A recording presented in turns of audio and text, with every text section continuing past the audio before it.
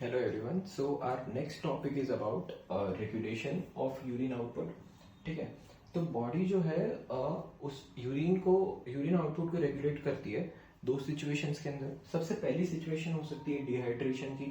ठीक है, अब डिहाइड्रेशन वाली सिचुएशन में होता क्या है कि ड्यू टू अच्छे से वाटर लॉस हो गया है बॉडी में से, या पानी ढंग से नहीं पिया है, तो ऐसी कंडीशन में होगा क्या, बॉडी में पानी की कमी हो जाएगी। ठीक है, तो बॉडी फ्लूइड लेवल्स जो है वो बॉडी में कम हो जाते हैं। अब बॉडी जो है इस कम बॉडी फ्लूइड लेवल्स को कॉम्पनसेट करने की ट्राई करेगी। कॉम्पनसेट कैसे कर सकती है? या तो वो ऐसा थर्स्टी फील होगा तो पानी पी लेंगे, तो उसकी वजह से बॉडी फ्लूइड करेक्ट हो जाएगा। या तो अगर ये ऑप्शन अवेलेबल नहीं है तो बॉडी क्या करेगा, बॉडी हार्मोन्स सिक्रीट करेगा जो यूरिन में से वाटर का रीअब्जॉर्प्शन कर लेंगे। वो कौन से दो हार्मोन्स होते हैं? सबसे पहला हार्मोन होता है एडीएच एंड दूसरा हार्मोन होता है एल्डोस्टेरॉन। ठीक है, क्या हुआ, बॉडी फ्लूइड लेवल्स कम थे, बॉडी ने कॉम्पनसेट किया, बॉडी ने हार्मोन सिक्रीट किए।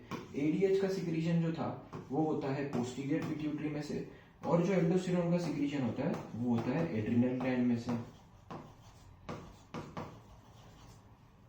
ठीक है, वो होता है एड्रिनल ग्लैंड में से। अब होगा क्या, मैंने जब तुमको डीसीटी वाला पार्ट पढ़ाया था, डीसीटी में से रीअब्जॉर्प्शन कैसे हो रहा था, हार्मोनल एक्शन के थ्रू हो रहा था। क्या होगा, ये एडीएच और एल्डोस्टेरॉन जो है वो डीसीटी में जाएंगे, डिस्टल कॉन्वोल्यूटेड ट्यूब्यूल में जाएंगे, और वहां से जो एक्सेस वाटर जो था, एक्सेस सॉल्ट्स जो थे यूरिन में से, उसको रीअब्जॉर्ब कर लेंगे। तो क्या होगा, वाटर एब्जॉर्प्शन हो जाएगा फ्रॉम यूरिन। अब ये जो वाटर एब्जॉर्प्शन यूरिन में से हुआ है वो क्या करेगा, इस कम बॉडी फ्लूइड जो कम हो गया था उसको नॉर्मल लेवल पे ला देगा। ठीक है, अब अगर ऐसी कोई कंडीशन हो जाती है जिससे तुम्हारी बॉडी में एडीएच की डेफिशिएंसी हो जाती है, ठीक है, तो होगा क्या कि डीसीटी वाले पार्ट में से वाटर का रीअब्जॉर्प्शन हो ही नहीं पाएगा यूरिन में से, तो बहुत सारा यूरिनेशन होगा, फ्रीक्वेंट यूरिनेशन होगा। तो ऐसी सिचुएशन को तुम अपन क्या बोल रहे थे, डायबिटीज इंसिपिटस। ये वाला जो डायबिटीज इंसिपिटस का टॉपिक है मैंने बहुत अच्छे से एड्रिनल ग्लैंड वाले टॉपिक में कवर किया है।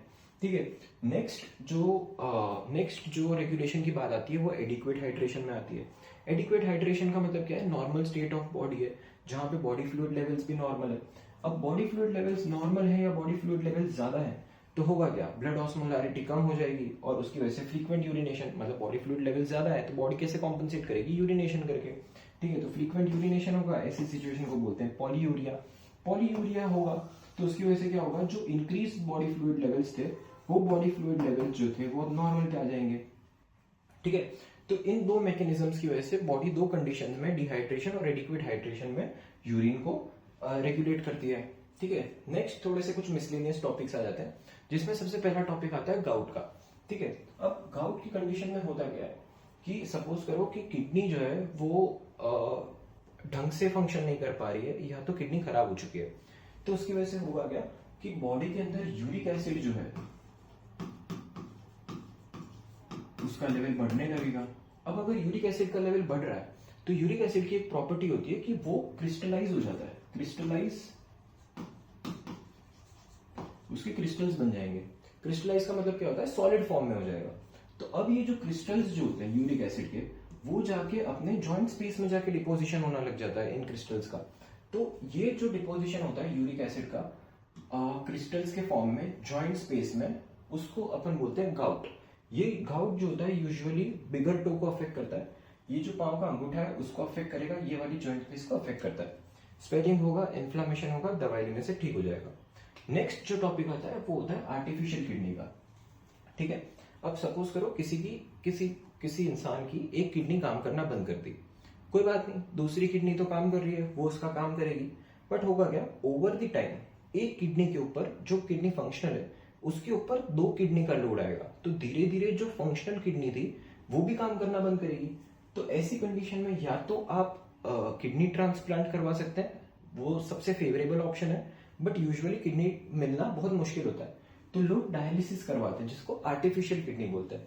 ठीक है, इस प्रोसेस में होगा क्या कि यहां से एक ब्रेकियल आर्टरी, ब्रेकियल वेन, ये सबसे कहीं से भी तुम इंसर्ट कर सकते हो। यहां से अपने ने ब्लड ड्रॉ किया, यहां से ब्लड बाहर जाएगा। ये जो है ये डायलाइसर है।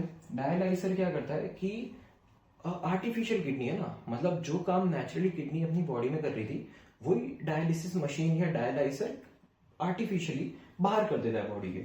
तो डायलाइजर था, उसने जो हार्मफुल सब्सटेंसेस जो थे ब्लड के अंदर, फिल्ट्रेट के अंदर, उसको बाहर निकाल दिए, और जो भी काम की चीजें डालनी थी वो वापस से डाल दी, और ये वाला जो ब्लड था वो वापस से बॉडी के अंदर चला गया। ठीक है, तो ऐसे आर्टिफिशियल किडनी या डायलिसिस काम करता है। ठीक है, तीसरा टॉपिक आता है कि urine output in summers versus winters. ठीक है, तो अब नॉर्मल सी बात है कि समर्स के अंदर कोई भी इंसान पानी ज्यादा पीता है। ठीक है, तो पानी ज्यादा पीता है, बट एक क्वेश्चन होना चाहिए मन में कि पानी ज्यादा पीते हैं, विंटर्स में पानी कम पीते हैं, तो भी विंटर्स के अंदर अर्ज ऑफ यूरिनेशन ज्यादा होती है। तो वो क्यों होती है? समर्स के अंदर बाहर का टेम्परेचर जो होता है वो बहुत ज्यादा होता है, तो बॉडी स्वेटिंग के थ्रू मेजरली जितना भी वाटर होता है एक्सेस बॉडी का, उसको लूज कर देती है। ठीक है, तो होता क्या है, बॉडी फ्लूइड लेवल्स कम हो गए स्वेटिंग की वजह से, तो अर्ज ऑफ यूरिनेशन कम हो जाता है। वही उल्टा होता है विंटर्स में। विंटर्स में कोई स्वेटिंग की जरूरत नहीं है। ठीक है, तो बॉडी फ्लूइड लेवल्स हाई रहते हैं, तो अर्ज ऑफ यूरिनेशन भी हाई रहता है। ठीक है, चौथी कंडीशन आती है कॉलेरा में। अब कॉलेरा क्या होता है, एक टाइप का फूड पॉइजनिंग होता है। इसमें तुम्हारी इंटेस्टाइन्स जो होती है वो अफेक्ट होगी, और इंटेस्टाइन्स जो है वो फूड में से वाटर का एब्जॉर्प्शन नहीं कर पाती। ठीक है, तो वाटर एब्जॉर्प्शन अगर फूड में से बंद हो चुका है तो होगा क्या कि किडनी जो है वो यूरिन में से सारा का सारा वाटर एब्जॉर्ब करेगी, ताकि तो ही तो बॉडी फ्लूइड लेवल नॉर्मल पे रहेगा। अगर इंटेस्टाइन खाने में से पानी एब्जॉर्ब नहीं कर पा रही, तो बॉडी फ्लूइड लेवल्स को नॉर्मल रखने का सारा काम किडनी करेगी, तो वो सारा का सारा वाटर जो है यूरिन में से सारा एब्जॉर्ब कर लेगा। वो सारा वाटर के साथ साथ H2O तो सारा रीएब्सॉर्ब हो जाएगा, बट उसके साथ साथ जो यूरिया था, जो टॉक्सिक मेटाबोलाइट था जिसको बाहर फेंकना था, उसका भी रीएब्सॉर्प्शन हो जाएगा। तो ओवर द टाइम क्या होगा, बॉडी के अंदर यूरिया का डिपोजिशन होगा, और एक्सेस यूरिया अगर बॉडी में हो जाता है तो वो बहुत ज्यादा टॉक्सिक होता है, बहुत ज्यादा पॉइजनस होता है। ऐसी सिचुएशन को तुम बोलते हो यूरेनिया। ठीक है, तो that's it for this topic. Thank you.